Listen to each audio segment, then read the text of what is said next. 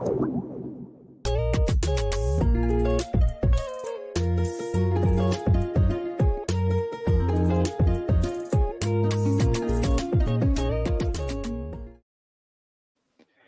right, guys, welcome back to the Addictively Speaking podcast. I'm your host, James, and tonight I have Judy Alessi, and she is the co-founder of the Christians Crew nonprofit organization, who is, funny enough, one of my now sponsors. We are working together to promote awareness for fentanyl poisonings, and we're just working together to promote recovery and help people in our communities.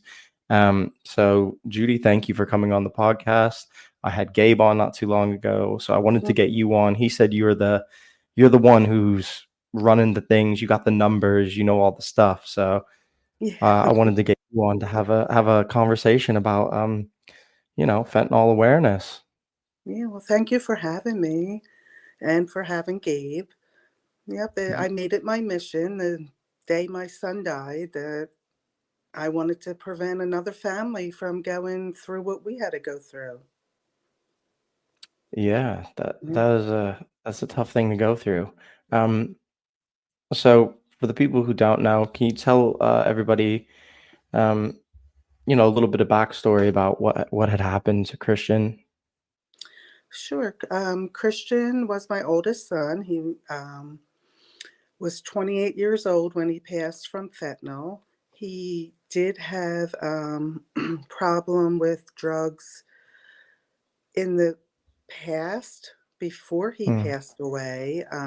I never knew. I was very naive back then. I never knew he had a problem until one Christmas Eve. He sort of flipped out when he saw gifts under the tree and said he didn't want gifts. He wanted money and he was Oh. going to take them all back. And then he broke down and said, I need help, that I'm addicted to Percocets at the time and Mm. Xanax. So Mm. that was my first knowledge of him using drugs. I couldn't believe it. He was a normal kid. Like, he never got in trouble with the law. He never got in trouble in school. I was so happy he made it through high school, without any trouble. And this was about when he was 24 years old, 25 years old, when I first found out. And we tried to get him into rehab right away, but his insurance, a lot of places wouldn't take it. And then he promised, Mom and Dad, I'll do it on my own. I'll be good. I'll be good. And he was for a few months. And then July came around and he got bad again. And we finally did get him a scholarship Mm. into a recovery house a recovery facility in Florida. And he did go away for a month.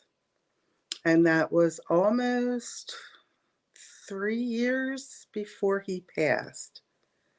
And after that, he came home, and I did notice a difference as far as now looking back, I see the signs. I didn't then, because he Yeah. was borrowing money a lot, going through his money, and Yeah. going in his room a lot, which I just thought that was him. But at Yeah. this point, he met a girl, he had a good relationship, he really liked her, and he was really trying for her. She was very strict with him not doing it. She would randomly drug test him, and I loved that. I thought that was awesome. Wow. I Wow. thought That was good. That probably was good for him as well to like I keep him. I loved it. I thought finally he found someone that's going to help, like, keep him good on the straight path. And he was doing good. Like, I don't know what happened the week before that he died. I remember it was a Sunday, and his girlfriend called me and said, I'm sending Christian home because he's high on something and he won't let me know what it is. He won't talk. He keeps telling me I'm not high. So he came home, and I could tell he was high. He was slurring his speech. And he finally said to me, Mom, I just took a couple Xanax. Like, it's no big deal. And I'm like, Christian, it is a big deal because you're in recovery. You're an addict. No, I'm not an addict. no, I'm not. Like, he never really considered himself Embraced a it. Yeah. embraced it. Yeah. Even though he had agreed to go away, he never really thought he thought that was it. Like, because I have a nephew, his cousin, that went to rehab one time, and he's now like over 10 years clean. So, and in my naivety, I thought that would be the same for Christian. And I used to attend meetings, not Christian. He wouldn't go, I would attend them.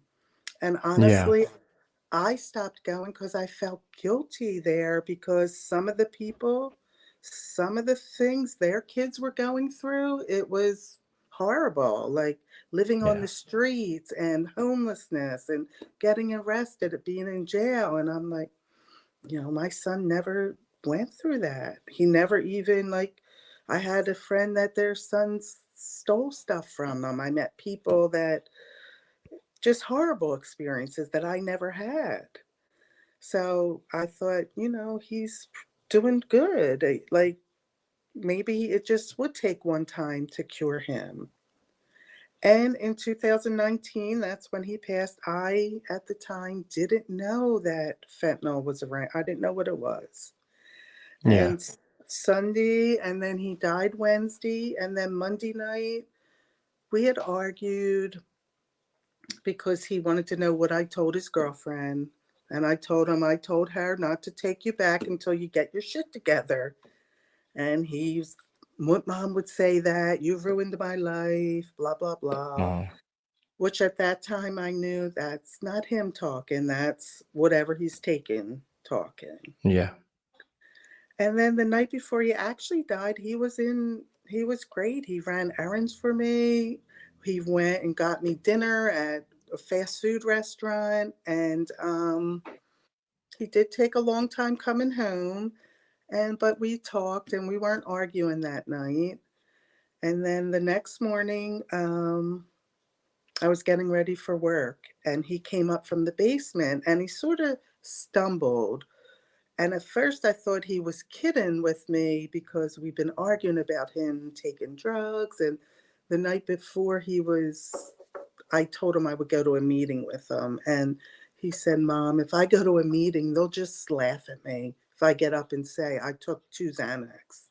And I said, no, they won't, Chris. That's what Nah. it's there for.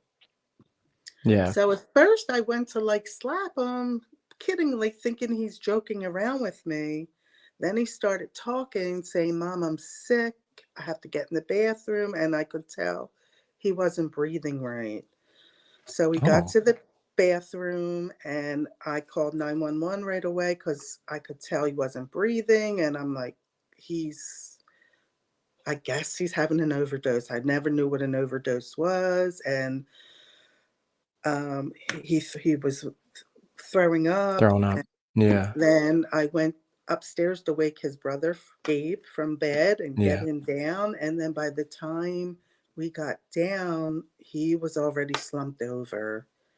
And the 911, and I noticed the tips of his ears were purple. And the operator just Oh, said, get him on, put him flat, start CPR.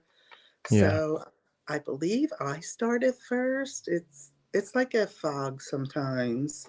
Mm. And then I was just so like, where are the emergency personnel? I just want them here. And I was doing CPR, and then they're like, let someone take over. Is someone there? So Gabe took over, and I went outside and waited for the paramedics to get there.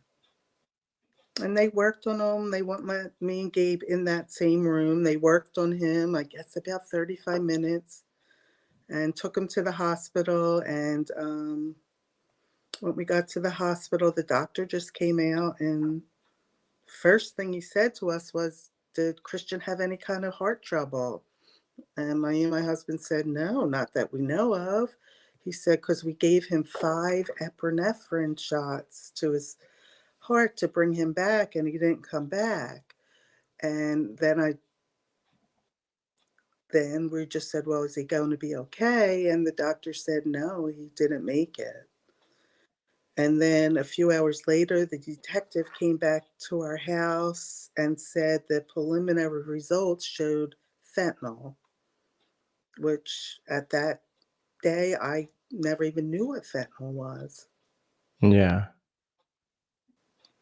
And it was Wow. just shocking. Like, I never thought, even when I was mad at him when he told me he was taking Xanax, I never thought he'd die from it. I just Yeah. never thought he'd actually die. It's just a nightmare. I imagine he didn't either. I'm sure No, that he wasn't thinking that either. I mean, no, with I'm that, sure. I mean, Yeah. I mean, the he day, probably just thought 2 Xanax and it's normal and it's regular and I do this all the time and yeah. I'll do what I usually do and sleep and wake up and I'll be fine again. Yeah. And Jeez. apparently he had 110 NGs of fentanyl in his system and Xanax. So I'm assuming what he took was Xanax with just Laced. the Xanax lace, nothing else. At first, the detective had said it would probably thought it was heroin because he found little cut straws that I guess Christian had snorted whatever he took. Right. Which is But typical of those type of situations, isn't it? They crush them up and they snort them. yeah, so something happened those last week or so of his life that just sent him in another spiral, which I hear is part of recovery. Sometimes you do relapse, but Yeah. unfortunately, he didn't get a chance to get back to recovery. That's a shame. That is Mm, that had to be a really difficult situation to go through. I yeah, mean, like as a parent, um, like you said, you were quite naive in the beginning and you didn't see all the signs. I'm sure now when you look back, you think, oh, there was a lot more red flags, there and was. the knowledge you have now, Mhm, of what happens, you are way better equipped and to deal with mhm, something like that because now you have all that knowledge, and before you just kind of didn't really pay attention to any of it. mm.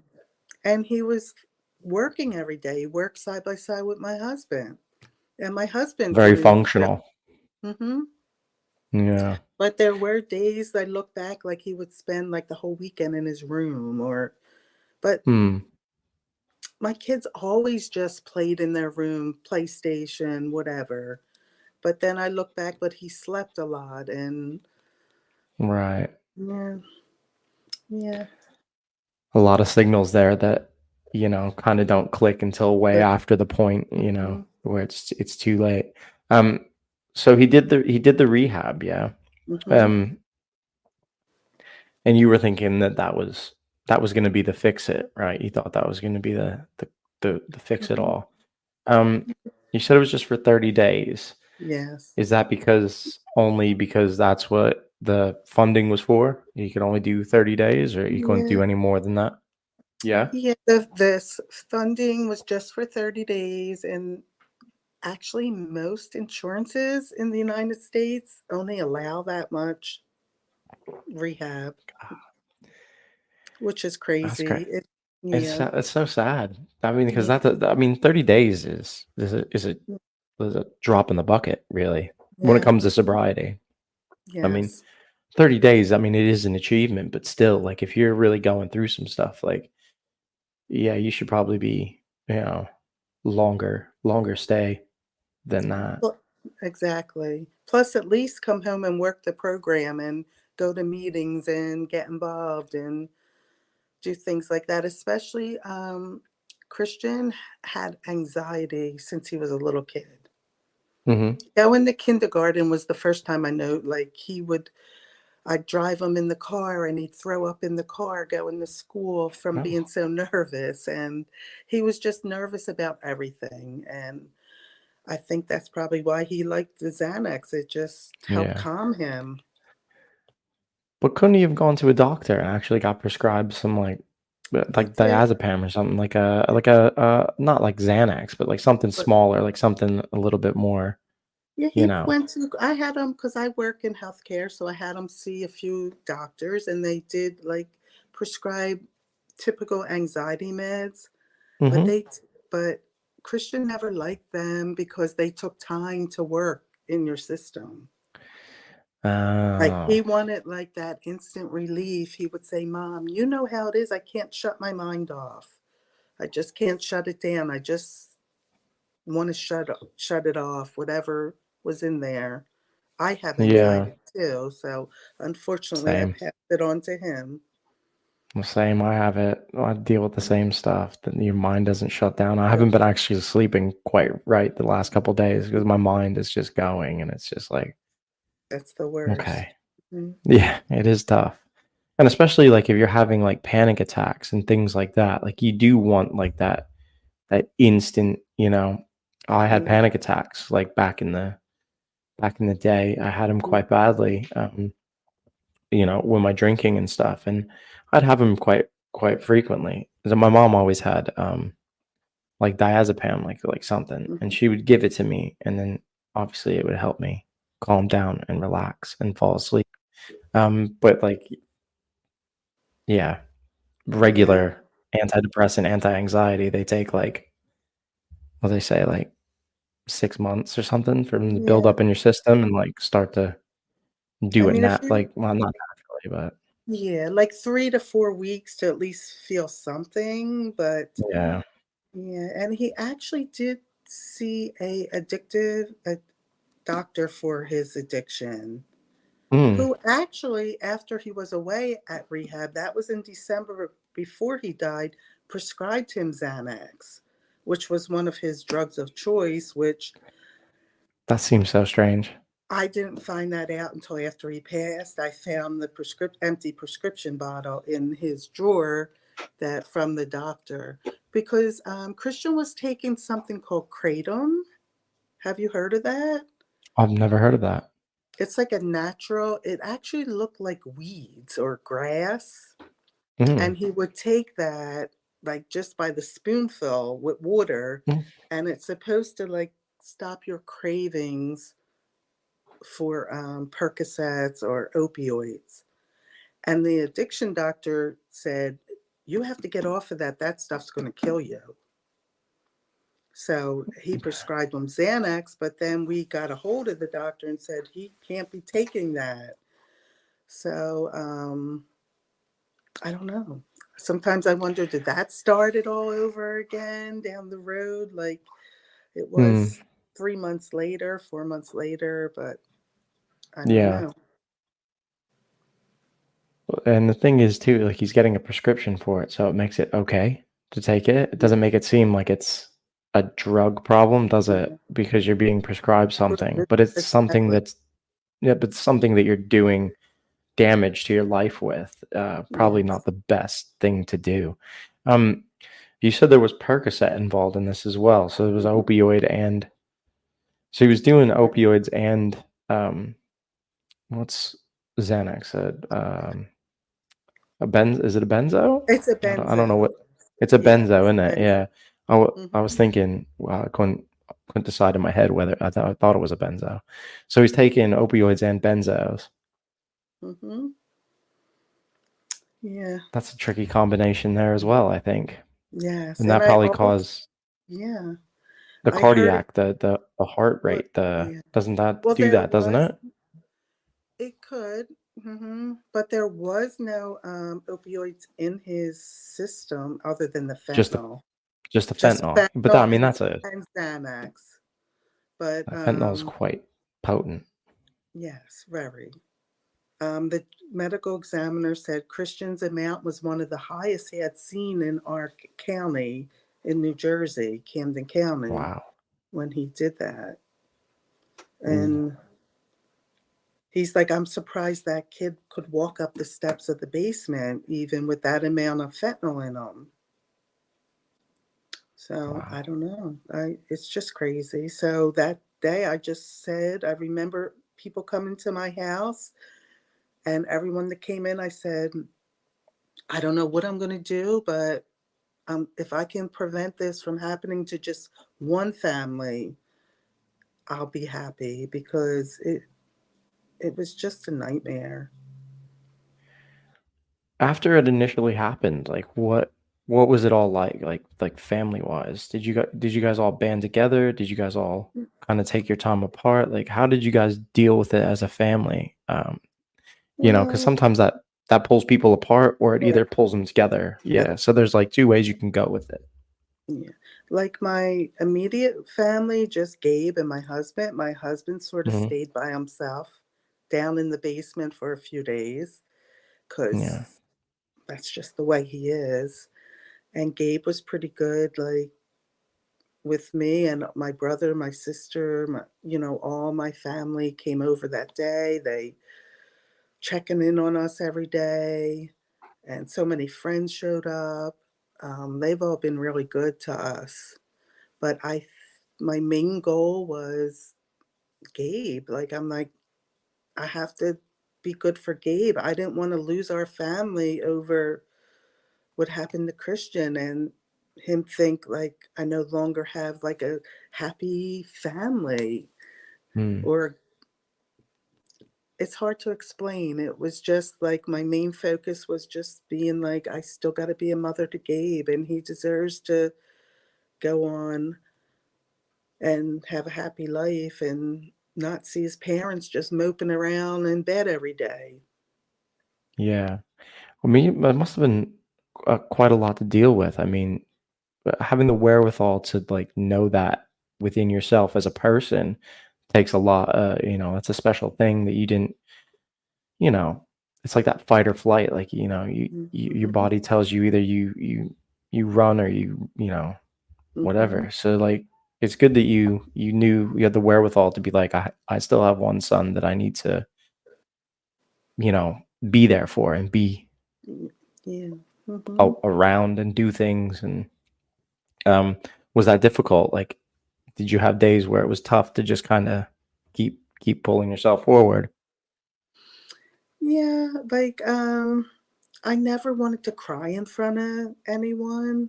I mean, I did in that very beginning, but then weeks later it would like I would just cry on my own, or like the car was the worst, or the shower.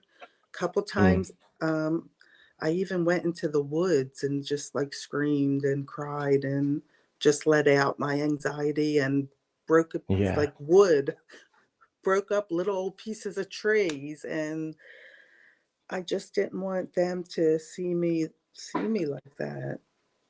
yeah.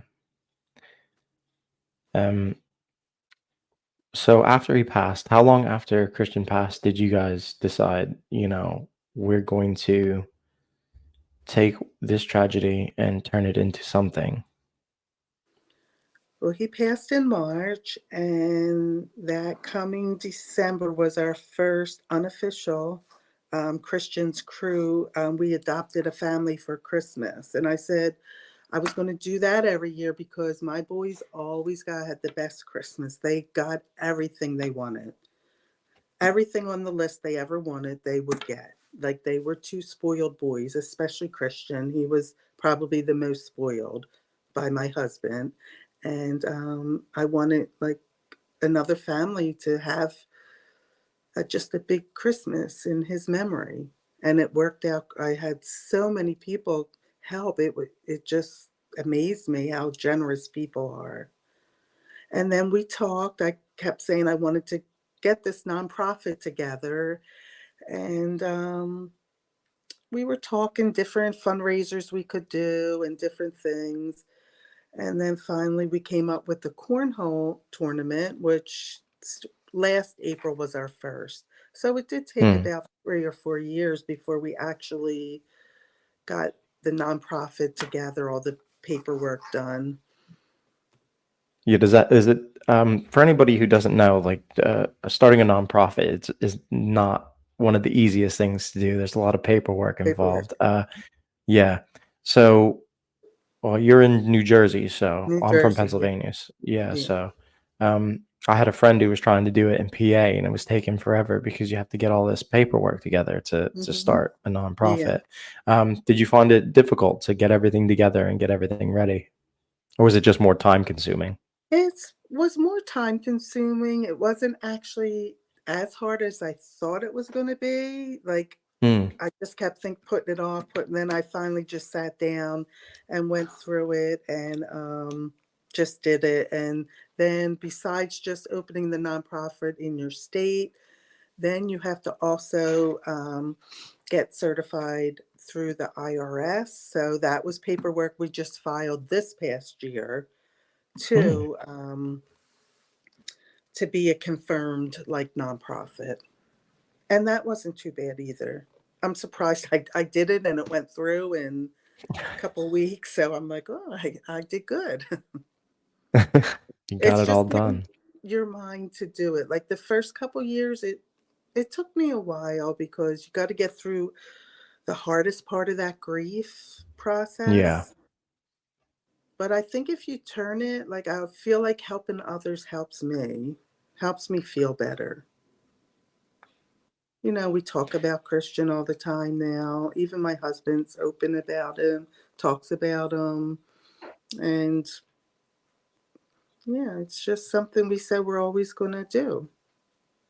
I think that's great because it's like now you're making his legacy. His legacy is now that nonprofit. That nonprofit holds his name, and that you can carry that forward. I thought that was the most compelling thing for me when I talked to Gabe. Was like, what a great thing to come from such a tragedy. Like you guys can really do some good with it, and that's like paying homage to him as a person as well. And I've never met him. I don't know him, but Mm-hmm. it just connected with me for some reason. And I just thought, like it'd be really great to partner up with you guys and do Yeah, what we can to help each other somehow. Spread the word of recovery yeah. and to help That's people it. wherever we can, however we can. Yeah. I do a lot of other things too. I belong to different groups on Facebook. Yeah. One is this actually, we are getting together on Saturday for we call them treats instead of retreats, like Mm. treating parents to a good day of just friendship and fun. And it's from people from South Jersey, and we're meeting at a restaurant on Saturday just to talk and get to know each other and not discuss any future plans or anything like that. So that's happening. And I went to a big march in Washington last September, and I'm going again in July. That's for the Lost Voices of Fentanyl. And they Oh have, wow. Okay. it's really great right at the monument. There's all speakers there. And then we marched to the White House trying to get like something done about the fentanyl just pouring into the country. Yeah. And I went to the DEA Family Summit this past year, which was very interesting. I learned a lot of information on how they work, trying to catch, these fentanyl dealers. And now they're being charged with murder And they in a should lot be. of states. Yeah. Hmm. Yeah. That's. I mean, it is it is becoming quite a problem in the States, the amount of fentanyl getting in, and I think it's a lot of it's I don't know if I'm correct, but I think a lot of it's coming from China, I wanna say. Yeah. They call it the precursors are made in Mhm. China. And Right. then it is sent to Mexico, and then they form it into different pills or late put it in marijuana, whatever. The cartel. This we're speaking of the cartel, and then it's Okay. coming through the border, Oh, and okay. it's So there's like, so it's coming from China, going to Mexico, being produced into product, and then shipped over. mm-hmm, yep, getting through Okay. daily. I mean, there's said if you could imagine how many people are dying from it, it's like a plane crashing, falling out of the sky every day, crashing. Over 200 people a day, almost up to 300 people a day dying from fentanyl right now. From fentanyl overdoses. That's Hmm. insane. Yes. That's so crazy. And people a babies. day. Yes.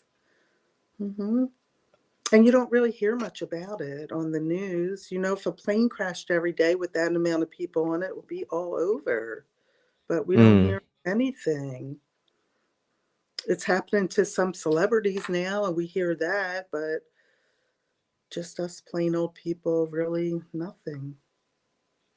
It's strange because they had they talked a lot about um the opioid epidemic that was Mhm. in the States for a long time, and they made a big fuss about it. I don't understand why there's not a lot of focus on the fentanyl that's coming in and stuff like that, because it's killing loads of people, and it's a lot of people are getting it in other Yeah, drugs that they would normally take and not knowingly ingest it and die. right. Um, like getting hot shots of it. Exactly.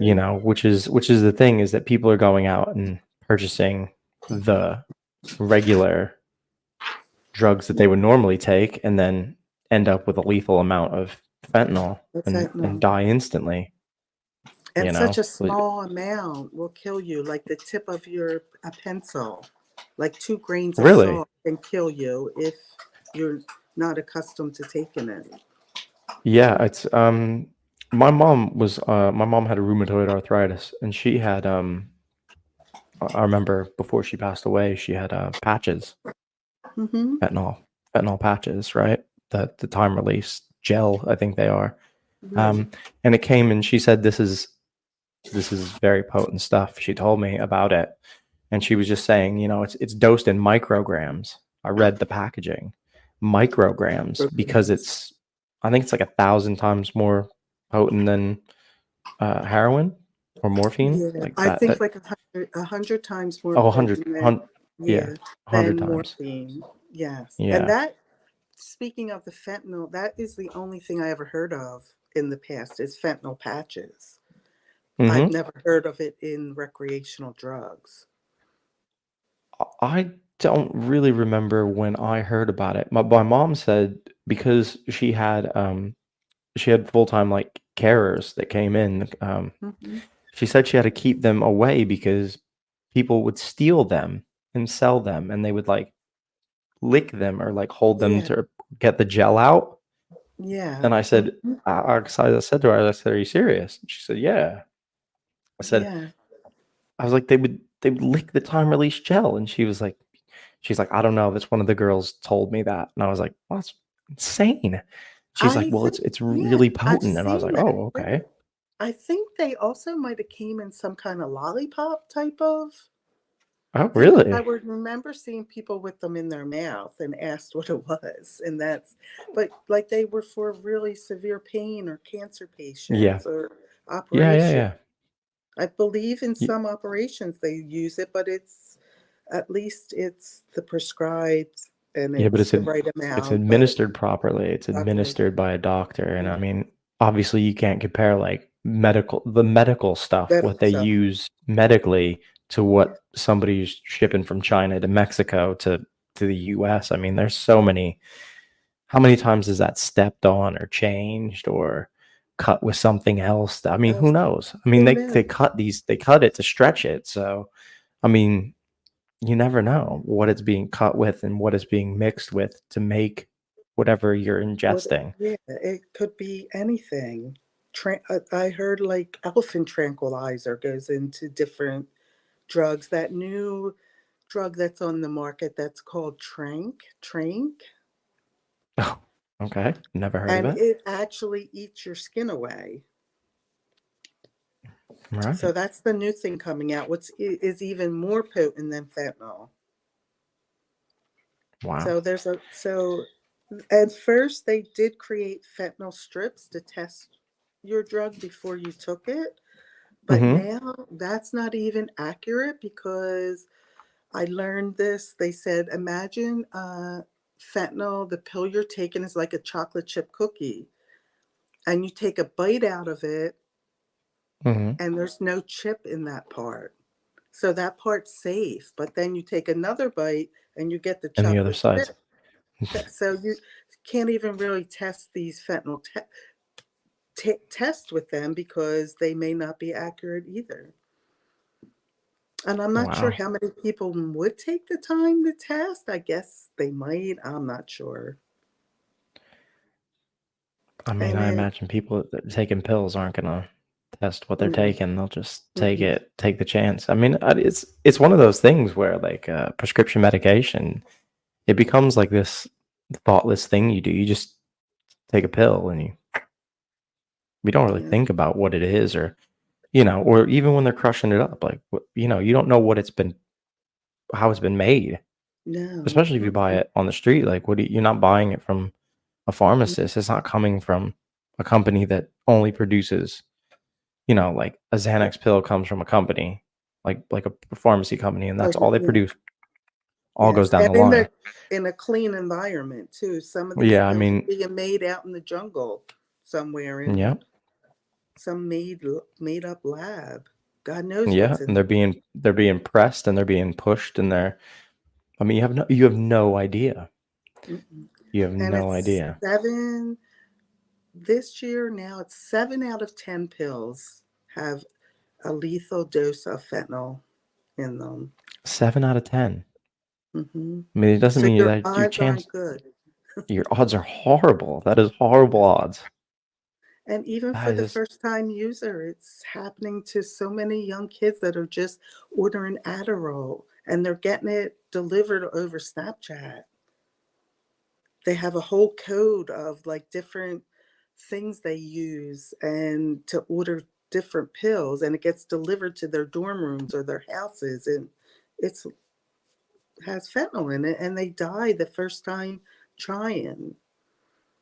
I mean, babies breathing it in next to people that are using and dying. It's wow. crazy. In New York, we had the babies die in the daycare. They were playing on the floor over. I don't. You probably didn't hear that in England. No, I didn't.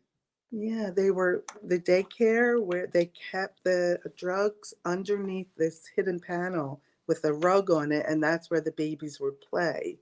The babies died or were rushed to the hospital with fentanyl overdoses. Oh my God. Hmm. Well, It's really potent. I hope those people are in jail that ran that daycare, because Yeah, Jesus, yeah. that They is, got out of there real quick. yeah, my God. It's horrible. It's just horrible. I sometimes feel like it's a war on America. A lot of us moms feel that way. Like they're taking out our whole young generation. I mean, I don't. it is a scary thing. I mean, Yeah. because, you know, I think too, like the pharmaceutical companies should take a lot of responsibility for the stuff that they've done with the It's. overprescription of OxyContin and opioids.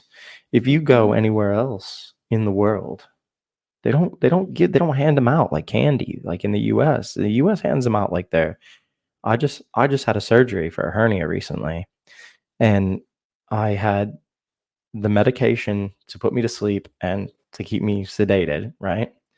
And I Mhm. came home and they were just like, just normal painkillers. That's it. No, no other. I have like I don't know, maybe like a 2-inch incision on my stomach Mhm. with stitches. No other pain medicine than like ibuprofen Like or Tylenol, like and aspirin or Tylenol. Yeah, oh yeah. god. Just like over the counter stuff. Yeah, Nothing. it I mean, I feel started. like in America, they do that. They're like, and here's some Vicodin for the next 10 days. Yeah. Like, They did get a little stricter with it in the yeah, past few years since the big Purdue pharmaceutical, yeah, and they actually started this whole crisis. yeah. The They whole thing lied kind of about they lied to doctors, they lied to patients about it being addictive. And when people were saying it highly wasn't addictive. working, like give them more, give them a higher Prescribe dose. more. Prescribe higher doses. I know a lot of states actually got money from the pharmaceutical to help try to what fight to off build this opioid what to build epidemic. rehab centers and stuff. Yeah, Yeah. instead, yeah. Well, I And know. it's shame a lot of the rehab centers and all that are scams too. They scam Really, people to get there. Yeah, there's a lot of different things, and it's a they shame. take advantage of the most vulnerable people. That's a shame. Yeah. So, what does the future for Christian's Crew look like? What are you looking to do in the future in the next, say, 6 months to a year? What are you guys looking to do? Well, we want to help even more people get into recovery. I just helped a young girl with some of her sober living fees. I'm just finding out how expensive even the sober living houses are that these people go to. So I would like to help more with that. And just really, my main mission is just to get out there and spread the awareness and get into the schools. I'm really looking forward to doing that. And I hope that they'll accept us in. Some of the schools might be harder to get in. They have some of their own programs, but I think maybe if we go more towards the private schools, we'll be able to get in. And Hmm. just educate these kids. Like, it's not just the addicts you see out on the streets, like in Kensington or Camden, where I live. It's Yeah. everyday people, Yeah. And lawyers, as people even that like, yeah, people you yeah. know and love. There's not many people that I know of, I should say, that actually haven't been affected by some form of addiction, opioids, alcohol, whatever. Hmm. Almost in every family I know. Yeah. I mean, it is one of those things.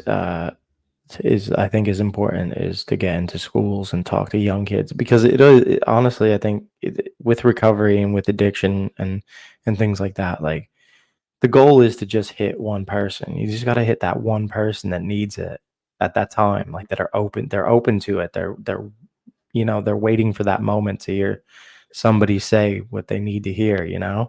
Hmm. I used to do speaking in schools. I did it with a group that I was part of in Pennsylvania. I did it I think I did it 3 times, Mm. with tenth grade students, so I'm That's probably like awesome. Yeah. 16 years old, yeah. Um, so yeah, so it's I think it's so beneficial that those kids are just aware that, that, uh, it can start out like all fun and games, but it can Hmm. also turn on a dime and you could end up throwing your life away and not Yeah. knowing how to get the hell out of it, you know? But also seeing that there are people that have gotten out of it and that have made a life for themselves and succeeded and done things they never thought they'd do. Um, but yeah, I think it's highly important. So I hope you guys do get into school so you can spread some of that awareness because you know being a kid nowadays it's so easy to get a hold of things and with social media and Yes.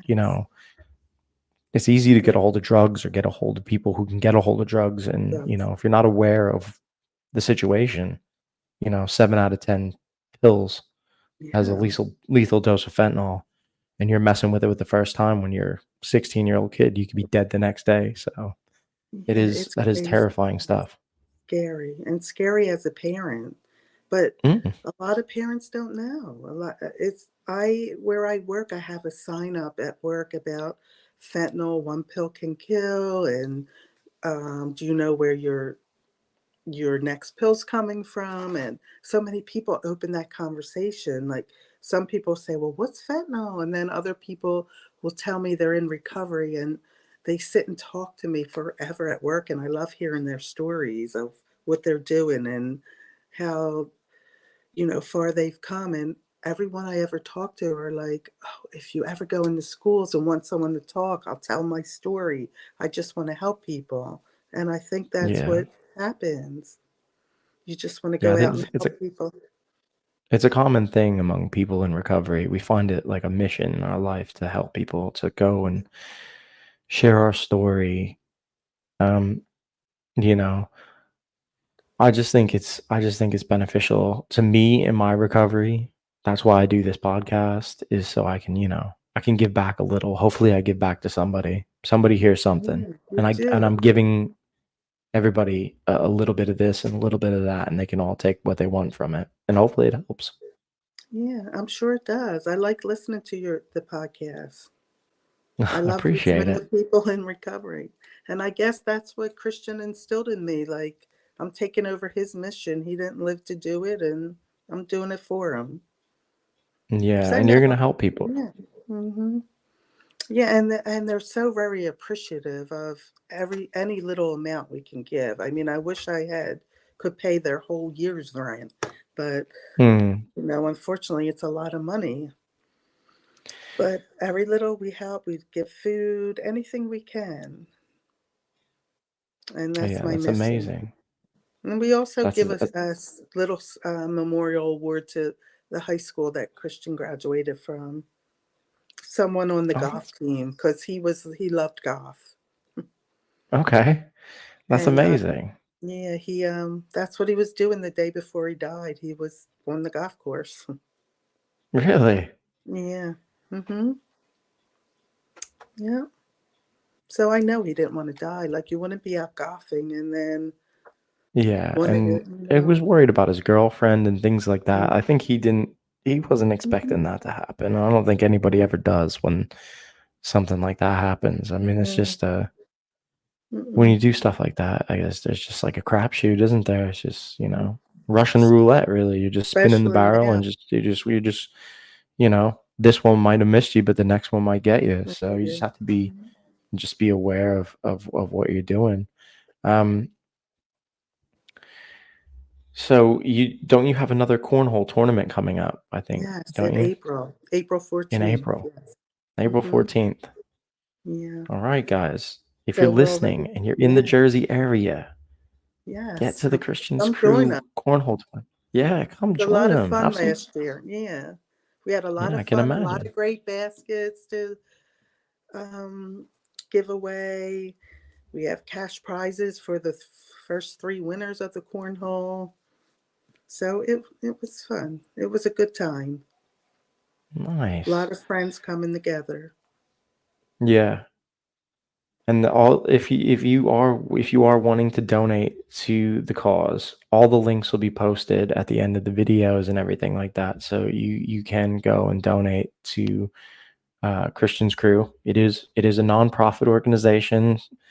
Christian's family is the she Judy did all the work. She got all the stuff with the IRS. So Yeah. all your money is Like, going to yeah. a great cause. It's going to help people in And, recovery. It's and Gabe you is my know big helper. He's my social media helping me that way. I even yeah. wanted him to come over today in case I couldn't get on and show me. So he does a lot. Like he just comes out and does these little fundraisers on his own with his wrestling t-shirts and stuff. And like I'm like, oh, I can't like that's so nice of him. He's a big help. Yeah. When I talked to him, he said, like I asked him because he's a pro wrestler. The kid's a pro Yeah. wrestler. I mean, how cool is that? Yeah. Um, I just thought, I said, would you ever want to do like a fundraiser, like a wrestling event? And he was like, oh my God. He's like, that's the dream. I know. He's like, it's just a lot of, insurance purpose, Join. like insurance Yeah. things. Oh man, it'd be so great to get that together. Like, I would love honestly, that. That might be yeah, our that would be next mission to work on. Work really, on with uh, him. I would love that too. And my family, yeah. all my family, my cousins, my nieces, nephews, their kids are all big wrestling fans. My I mean, brother, pro wrestling's a everyone. draw. Pro Yeah, wrestling is a draw, man. I mean, if you wanted to do a fundraiser, like a big fundraiser, I mean, that would be the one to do, I would say. yeah, I know a yeah, lot of people that love pro wrestling. I grew up watching it. yeah. So I know people that do a lot of stuff in pro wrestling. I have a friend that's a pro wrestler that I Oh, grew up with. awesome. Yeah. Um, actually, Gabe knows him. Uh, Oh, they know each other yeah. It's a through small wrestling. world. Yeah, Yeah, it's kind of crazy. small world. But yeah, like that'd be an amazing fundraiser. So hopefully one day you guys can Yeah, throw that together. That'd be really yeah, great. yeah. That's a great idea. I like that. Well, Judy, I Yeah. appreciate you coming on. Is there anything else that you wanted to, any messages you want to get out there before we wrap things up? I just want people to, if they have a problem, don't be ashamed. Like, we got to get rid of that stigma. Just talk to your mom. Your mom will be your biggest supporter, whether you think of it or not. Moms always have your back, no matter what. Just ask for help. And don't experiment with drugs nowadays. It's Russian roulette. Very dangerous, yes.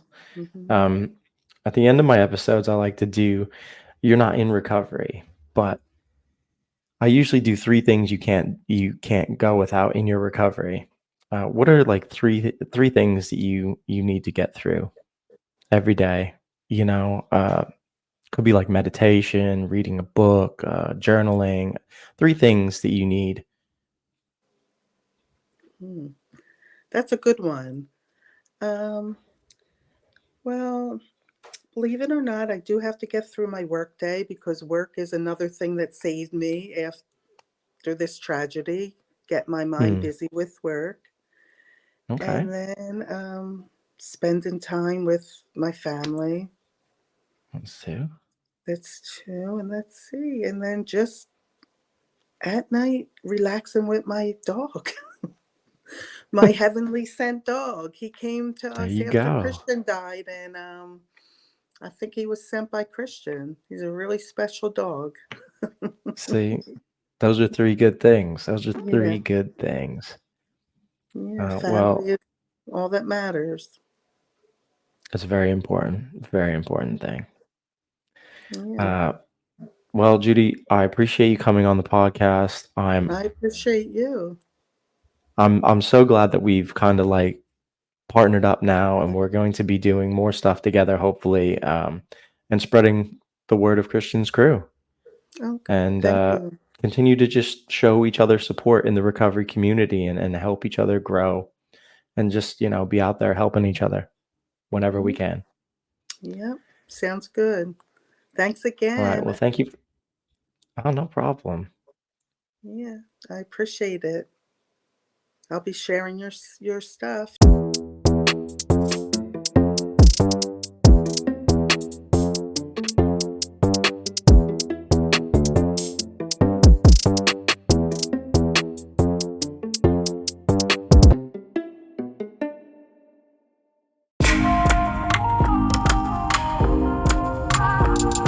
Yeah.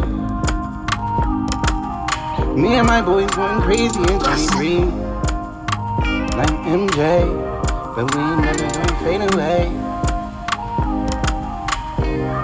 We ain't never gonna fade away. Me and my boys going crazy in 23.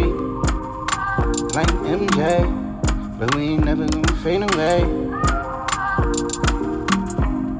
We ain't never gonna fade away. Me and my boys going crazy in 23.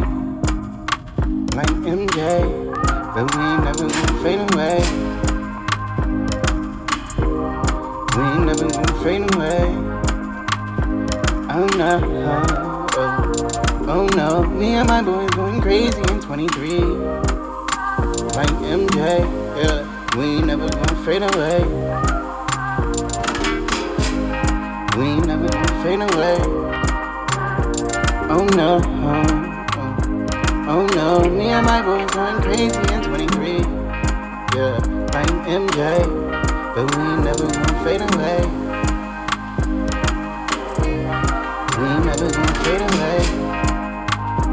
Oh no, oh no. Me and my boys going crazy in 23. Yeah, like MJ, but we ain't never gonna fade away. We ain't never gonna fade away. Oh no, oh no. Me and my boys going crazy in 23. Like MJ, but we ain't never